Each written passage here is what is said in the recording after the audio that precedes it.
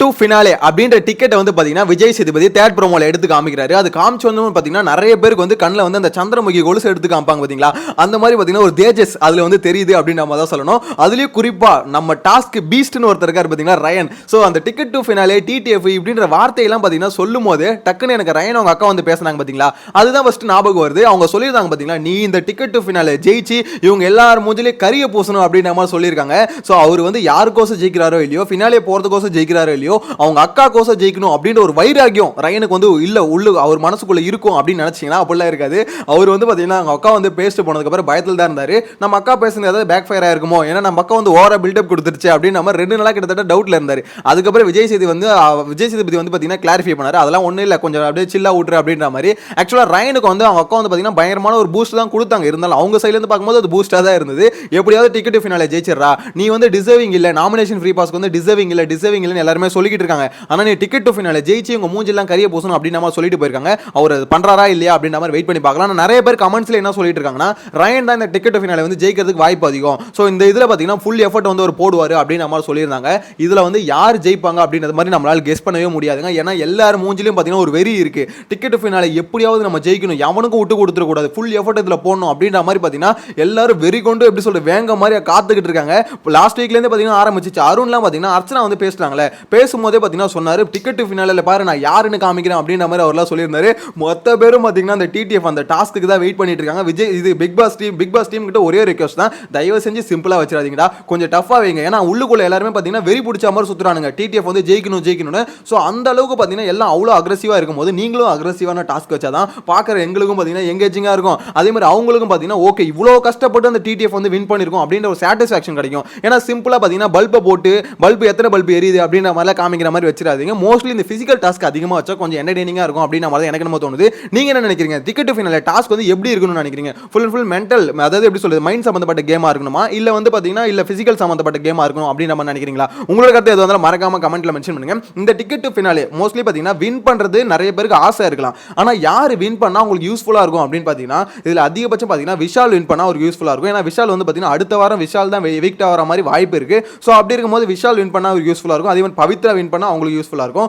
அதை தவிர பாத்தீங்கன்னா ரயன், முக்கியமா ரயன் வின் பண்ணா அவருக்கு யூஸ்ஃபுல்லா இருக்கும்னு வச்சுக்கோங்களேன். இதுல மோஸ்ட்லி பாத்தீங்கன்னா ரயன், மஞ்சரி, பவித்ரா, அதுக்கு அடுத்து விஷால், இவங்க எல்லாம் வின் பண்ணா அவங்களுக்கு வந்து யூஸ்ஃபுல்லா இருக்கும். ஏன்னா இதுல வந்து இவங்க இந்த கேட்டகரியில இருக்கவங்க கம்பல்சரி பாத்தீங்கன்னா அடுத்த வாரத்துல, இப்ப அடுத்த வாரத்துல மிட் வீக் எவிக்ஷன் வேற இருக்கும் அப்படின்ற மாதிரி ஒரு அப்டேட் வருது. சோ மிட் வீக் எவிக்ஷன்லயே விஷால தூக்குனா அது வந்து பாத்தீங்கன்னா அவரோட பேட் லக் அப்படின்னு நம்ம சொல்லலாம். இல்ல மிட் வீக் எவிக்ஷன் இந்த வாரம் இல்ல அதுக்கு அடுத்த வாரம் போஸ்ட்பான் பண்ணிட்டாங்கன்னா கண்டிப்பா இந்த வாரத்துல வந்து எல்லாருமே ஃபுல் எஃபர்ட் போடுவாங்க.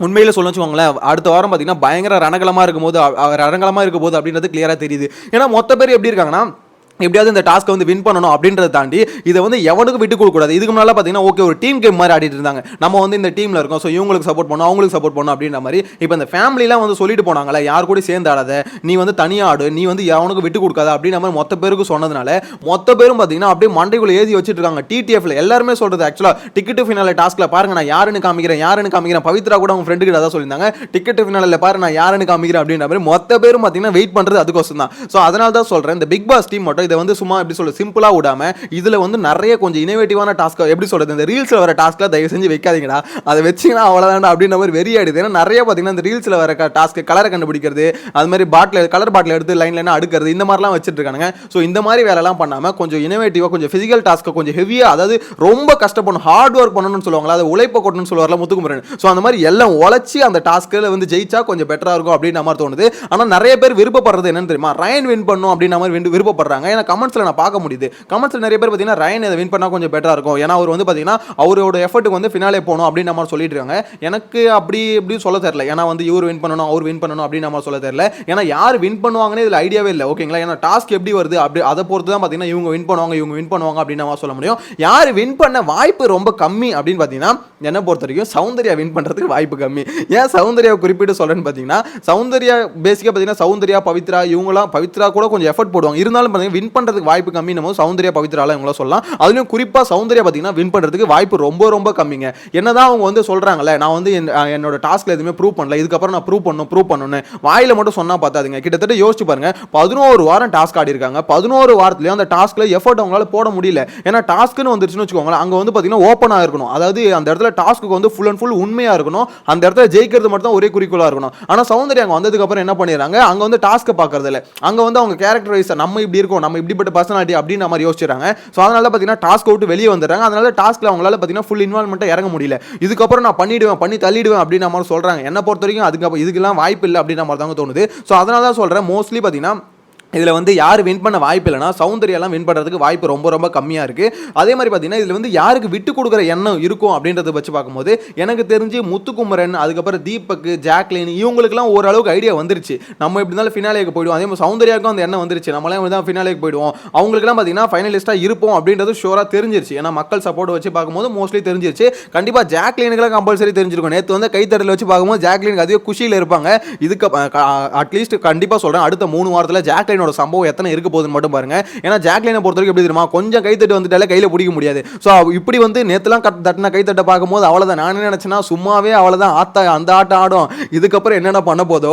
எனக்கு தெரிஞ்சு அதில் யாருக்கு பெரிய ஆபத்து இருக்குன்னு வச்சுக்கோங்களேன், ஜாக்லின் மாதிரி ஆளுங்க வெளியே வந்து கேம் ஆடணும் அப்படின்னு ட்ரை பண்ணிட்டாங்கன்னா ஆபத்து யாருக்குன்னு பார்த்தீங்கன்னா முத்துக்குமரன், தீபக், சௌந்தர்யா இவங்கள மாதிரி ஆளுங்களுக்கு ஆபத்து. ஏன் சொல்லுங்க, அவங்களுக்கு தெரியும் இவங்களெல்லாம் அடிக்கணும், இவங்களை அடிச்சுக்கிறதெல்லாம் தான் நம்ம மேலே போக முடியும் அப்படின்ற மாதிரி தெரியும். அவங்க ஒரு 3 நாள் முன்னாடி அந்த வேலையை ஆரம்பிச்சிட்டாங்க. இவங்க எல்லாரையும் தாக்கணும், முத்துக்குமரனை குறிப்பாக தாக்கணும், தீபக் தாக்கணும் அப்படின்ற வேலையை பார்த்தீங்கன்னா ஆரம்பிச்சிட்டாங்க. ஸோ அதனால தான் பார்த்தீங்கன்னா அவங்க மேலே இருக்க குறைங்களை நீங்கள் ரீசனாக நோட் பண்ணியிருப்பீங்க.